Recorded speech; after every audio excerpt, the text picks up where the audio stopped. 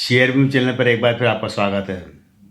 दोस्तों, आज मैं आपके लिए ऐसी कंपनी का शेयर लेकर आया हूँ कि जिसके बिना कह सकते कि आप कोई भी ऑनलाइन माल बुक कराएंगे तो आपके तक नहीं पहुँच पाएगा। अगर ऐसी कंपनियाँ नहीं होगी तो आप कई बार ये सोचते हैं ना कि आप जो अमेजन है, फ्लिपकार्ट है, स्नैपडील है, जिसकी जो ई कॉमर्स सर्विस है, उस पर जो आप सामान बुक कराते हो, जो भी आइटम बुक कराते हो, और वो आप तक पहुँच जाता है, 2-3 दिन में आ जाता है। तो आपको लगता है कि ये सब काम जो अमेजन वाले करते होंगे, या जिसने से आपने जो सेलर है वो आप तक सामान भेजता होगा, लेकिन ऐसा नहीं है। एक्चुअल में इस सारी जो प्रक्रिया में क्या होता है, जो अमेजन का जो रोल होता है, फ्लिपकार्ट का रोल होता है, ये होता है कि आपका और जो सेलर है, सेलर के बीच में एक कड़ी का काम करता है, यानी कि आपका वो सामान के लिए बुक करने का काम करता है। लेकिन जो सामान आप तक आता है, जिस कंपनी से आता है, वो काम करती है लॉजिस्टिक सर्विस देने वाली कंपनियाँ। तो आप दिमाग में आप ये निकाल दीजिए कि जो अमेजन वगैरह ही आपको एक ऐसे काम से जुड़ी है। इनके मतलब अमेजन वगैरह जो जितनी ई कॉमर्स सर्विस रिलेटेड कंपनियाँ होती है, यानी कि जो माल बुक करती है, अगर ये जो लॉजिस्टिक सर्विस वाली कंपनी अगर नहीं होगी ना, तो आपका ऑर्डर पड़े रह जाएगा, आप तक माल ही नहीं आएगा। ये कंपनियाँ जो है, ऐसी कंपनी की इनकी दरकार अभी भी है और बाद में भी रहेगी। जैसे जैसे ये ई कॉमर्स का बिजनेस बढ़ेगा, जिस तरह से ऑनलाइन शॉपिंग का क्रेज़ बढ़ेगा, जिस तरह से अभी भी है ऑनलाइन शॉपिंग का क्रेज़ है, लेकिन जैसे जैसे बढ़ेगा, वैसे वैसे लॉजिस्टिक सर्विस देने वाली कंपनी का बिजनेस भी बढ़ेगा। तो आज जो मैं शेयर लेकर आया हूँ, इसी तरह से एक कंपनी है जिसका नाम है डिलीवरी लॉजिस्टिक सर्विस कंपनी, इसका नाम है। ज़्यादा पुरानी कंपनी नहीं है, 2011 में कंपनी बनी थी, गुड़गांव से। और तब से लेकर अब तक देखा जाए तो कंपनी ने बहुत अच्छा बिजनेस करे, सब कुछ अच्छा कर रही है। लेकिन हाँ, एक ये काम ऐसा होता है कि इसके अंदर कभी मुनाफा होता है, कभी नुकसान होता है। ये कंपनी 2022 में शेयर मार्केट में लिस्ट हुई है। तो अभी जो आपको इसका जो शेयर का जो प्राइस मिल रहा है, लिस्टिंग प्राइस से भी सस्ता मिल रहा है। अगर अगर किसी ने अगर आईपीओ में अगर उसको शेयर नहीं मिला हुआ है, या आईपीओ में चूक गए होंगे, तो अब वो इस शेयर को ले सकते हैं। वहाँ से काफ़ी सस्ता शेयर मिल रहा है आईपीओ प्राइस से। आईपीओ प्राइस इसकी रही थी करीब 487 रुपये के आसपास आईपीओ प्राइस रही थी, लेकिन अभी ये शेयर आपको मिल रहा है केवल 361 रुपये मिल रहा है, यानी कि 100-125 रुपये कम में मिल रहा है। लेकिन शेयर खरीदना न खरीदना टोटल आपकी मर्जी रहेगी। मैं तरफ से कोई फोर्स नहीं, मैं कंपनी की जानकारी देता हूँ। साथ ही आपको ये भी क्लियर हो जाएगा मेरा वीडियो देखकर कि ये कंपनी का भविष्य कितना अच्छा है, या है भी कि नहीं। तो पहले हम इसका डेटा जानेंगे, उसके बाद इस कंपनी की आगे की कहानी, कंपनी क्या करती है। तो डेटा ये है कि इसका भी जो शेयर की जो प्राइस चल रही है, 361 रुपये 15 पैसे इसकी शेयर की प्राइस है। एक साल का लो देखेंगे तो 354 रुपये का रहा है, और हाई देखोगे तो 428 रुपये का, 488 रुपये का इसका हाई भी रहा है। लाइफ टाइम का आप देखोगे लो तो वो मिलेगा आपको 291 रुपये का। यानी कि अभी जो इसकी जो प्राइस चल रही है 361 रुपये, और जो लाइफ टाइम का जब से मतलब 2022 से लेकर अब तक का 291 रुपये का इसका लो रहा है। तो लो के आसपास मिल रहा है, और उसका जो हाई रहा है 708 रुपये का इसका हाई भी रहा है। कंपनी 2 साल पहले शेयर मार्केट में लिस्ट हुई, 2 साल में ही कंपनी ने अपने निवेशकों को 30-40% का रिटर्न दे चुकी है। लेकिन अभी भी अगर आप इन्वेस्टमेंट करते हैं तो आपको भविष्य में एक अच्छा रिटर्न मिल सकता है, ये जरूर ध्यान रखना। बुक वैल्यू इसकी है 129 रुपये 84 पैसे की बुक वैल्यू, यानी कि बुक वैल्यू के मुकाबले शेयर भी आपको 3 गुना ज़्यादा महंगा मिल रहा है। तो ज़्यादा महंगा नहीं है, जिस तरह कंपनी है उस तरह ज़्यादा महंगा नहीं है। फेस वैल्यू इसकी है 1 रुपये फेस वैल्यू है। सेक्टर पी इसका 41 रुपये का सेक्टर पी है। थोड़ा ज़रूर रिस्की बनाता है, ज़्यादा थोड़ा ज़रूर ज़्यादा, लेकिन बहुत ज़्यादा नहीं कह सकते। ये अगर 20-25 होता तो फिर भी ठीक होता है। ये 41 है इसके सेक्टर पी, थोड़ा सा रिस्की बना देता है। रेवेन्यू इनका आया है 7,454 करोड़ का रेवेन्यू आया है।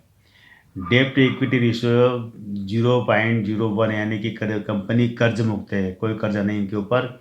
ईपीएच इसका -2.29 का है, यानी कि अर्निंग पर शेयर कम है। जो कि कंपनी मतलब हर उसके ऊपर कम कमा रहे, माइनस मतलब घाटे में है।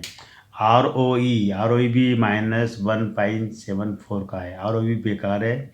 ईपीएच भी बेकार है इसका। और इसका अगर सेक्टर पी देखेंगे ना, इसके अंदर आपको प्रमोटर नहीं मिलेंगे, प्रमोटर की होल्डिंग आपको नज़र नहीं आएगी, जीरो आएगी। एफआईएस की होल्डिंग इसके अंदर 55.2% की एफआईएस की होल्डिंग है। डीआईएस की होल्डिंग है इसके अंदर 28.56% की। पब्लिक की होल्डिंग है 16.41% की, और अदर्स की होल्डिंग है 0.01। यहाँ पर ज़रूर ध्यान देखना कि एफआईआई ने कुछ होल्डिंग कम की है 2 साल के अंदर ही। पहले इनकी 60% के ऊपर हुआ करती थी, अभी इन्होंने कुछ होल्डिंग बेची है, लेकिन डीआईएस की कुछ होल्डिंग बढ़ी है यहाँ पर। ये जरूर ध्यान देना इसमें कि कई बार कई बार इस तरह की चीज़ होती है कि एक पैसे जरूरत पड़ती है तो मालिक अपनी होल्डिंग, मतलब अभी इनका मालिक एफआईआई है, मतलब एफआईआई की थी। अब एफआईआई में कौन है, मैं आपको बता देता हूँ क्या है कि जो जब भी आईपीओ आया था ना, तो उस समय इनको जो कुछ जो पार्टनर रहे थे इनकी कंपनी के, वो बड़े बड़े लोग थे। उसके अंदर था जैसे कि मतलब टाइगर होल्डिंग है ना, जो विदेशियों के हाथ में है। विदेशी के हाथ में कह सकते हैं कि इसमें क्या है कि जो पैसा लगाया, जिन लोगों ने पैसा लगाया ना जब इसका आईपीओ आया था, तो उसके अंदर क्या है कि इसमें जो टाइगर ग्लोबल, ये भी एक बहुत बड़ी फर्म है। नेक्सस वेंचर पार्टनर, ये भी बहुत बड़ी फर्म है, इनका पैसा लगा हुआ है। टाइम्स इंटरनेशनल, इनका पैसा लगा हुआ है। सॉफ्ट बैंक का पैसा लगा हुआ है। तो इस तरह की इन लोगों ने पैसा लगाया, इस वजह से क्या है कि इसमें जो सारे जो होल्डिंग विदेशियों के पास में। कंपनी 2011 में बनी थी। साहिल बरुआ, मोहित टंडन और कपिल भारती, इन लोगों ने इस कंपनी की स्थापना की थी गुड़गांव से। पहले इसका नाम था SSN लॉजिस्टिक, जो कि ऑफलाइन स्टोर्स का काम करती है, यानी कि ऑनलाइन नहीं था, ऑफलाइन स्टोर था इनका। और ये क्या कि जो भोजन और फल फूल, ये मतलब बड़े बड़े मॉल वगैरह भेजने का काम करते थे। गुड़गांव से शुरू की दिनों ने, बाद में इस कंपनी का 2015 में नाम बदलकर डिलीवरी कर दिया। डिलीवरी मतलब डिलीवरी से जुड़ा हुआ, और दिल्ली के पास में था तो डिलीवरी, दोनों मिलकर कर दे रहे ना डिलीवरी। इनके पास अगर शेयर पूंजी की बात करेंगे तो इनके करीब 74 करोड़ की शेयर पूंजी है। रिजर्व देखेंगे तो 9,071 करोड़ का इनके ऊपर रिजर्व, इनके पास रिजर्व है। रिजर्व बहुत बढ़िया है। उधार देना है 1,169 करोड़ का उधार देना है। अन्य देनदारियाँ है 1,139 करोड़ की। टोटल आप देखेंगे ना 11,453 करोड़ रुपये बैठता है।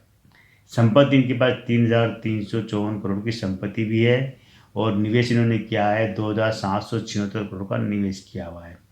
यानी कि अगर देख सकते हैं फंडामेंटली कंपनी स्ट्रॉन्ग है, कोई बड़ी दिक्कत नहीं है, कोई बड़ा इनके ऊपर लाइबिलिटी नहीं है। तो इसका जो आईपीओ आया था 2022 में आया था, 11 मई 2022 से 13 मई 2022 तक आईपीओ खुला था। इसमें क्या था कि इन्होंने जो, और 24 मई 2022 को शेयर मार्केट में लिस्ट हुई, तब इसकी जो फेस वैल्यू रखी थी 1 रुपये, जो कि अभी भी 1 रुपये ही है। और ऑफर प्राइस थी 462 से 487 रुपये प्राइस रखी थी। और उसके आसपास ये शेयर मार्केट में लिस्ट भी हुआ। 30 शेयर का लॉट साइज था, और मिनिमम इन्वेस्टमेंट 14,610 रुपये का था। ये लिस्टिंग के बाद में शेयर ऊपर चढ़ा, काफ़ी गए, 708 रुपये तक गए, और वहाँ से क्या प्रॉफिट बुकिंग आ गई इसके अंदर। इस कारण क्या है कि अभी शेयर आपको, और अभी मार्केट गिरा, इसलिए सब शेयर अभी आपको सस्ता मिल रहा है, तो इसका आप फायदा उठा सकते हैं। सस्ते शेयर आपको, मैंने कहा था ना कि गिरावट में सस्ते स्टॉक खरीदने का एक मौका मिलता है, तो उसका फ़ायदा आप इस कंपनी में इन्वेस्टमेंट करेंगे, इसकी ज़रूरत कभी ख़त्म तो होगी नहीं। जितनी भी जो अमेजन, फ्लिपकार्ट है, या स्नैपडील, या जितनी भी जो मीशो वगैरह जितनी कंपनियाँ हैं ना, जो आपको ऑर्डर को पूरा करती है, इनके द्वारा माल भिजाती है, लॉजिस्टिक का काम करती है। इनके मतलब काम किस तरह से ना, लॉजिस्टिक सेवा देती है, एक्सप्रेस पार्सल का काम करती है, थर्ड पार्टी लॉजिस्टिक का काम करती है, भारी सामान की डिलीवरी देती है, पीटीएल फ्रेट का और TL freight, warehouse, supply chain, इस तरह का काम करती है। वोल्वो को ट्रक के साथ इन्होंने टाइप भी किया हुआ है कि जो ट्रकों में माल भर के जाता है। और इनका क्या है कि बहुत बड़ा यूनिट लगा हुआ है वहाँ पर, क्या है कि जो जितने रोबोटिक मशीन होती है, तो ये जो जो डिलीवरी जो लॉजिस्टिक का काम करती है, इनके क्या है कि गुड़गांव में एक बहुत बड़ा एक वो लगा हुआ है, यूनिट लगा हुआ है, जिसके अंदर जितनी भी मशीनें हैं, सारी मशीनें मतलब एक रोबोटिक श्रेणी में काम करती है। मतलब वहाँ पर क्या कि इंसान की ज़रूरत बहुत कम होती है, हालांकि कर्मचारी काम करते हैं, लेकिन जो सारा काम मशीनें करती है। तो जब कोई ऑर्डर देते हैं, आप जिससे कोई ऑर्डर देते हैं, अमेजन वगैरह पर देते हो, तो जो सप्लायर होता है, चाहे सप्लायर मुंबई में बैठा हो, कलकत्ता में, कहीं भी बैठा होगा सप्लायर, तो उनके द्वारा क्या होता है कि माल में यहाँ तक पहुँचता है। उसमें क्या होता है कि बार कोड होता है।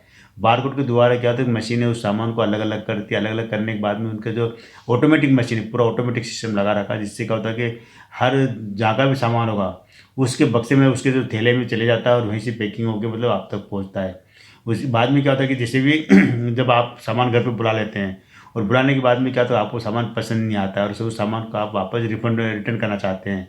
तो जब आप रिटर्न करते हैं, जब आप वापस अमेजन पे या फ्लिपकार्ट जहाँ से आपने सामान बुलाया, उसकी रिटर्न वापस करते हैं अपना सामान, तो जो आपके घर से जो सामान जो पिकअप करती है, वो काम भी ये कंपनी करती है। यानी कि एक तो घर के सामान आप तक भिजवाना, और घर से अगर रिजेक्ट सामान को आप तक, आपसे घर से वापस पिकअप भी करना और ले जाना।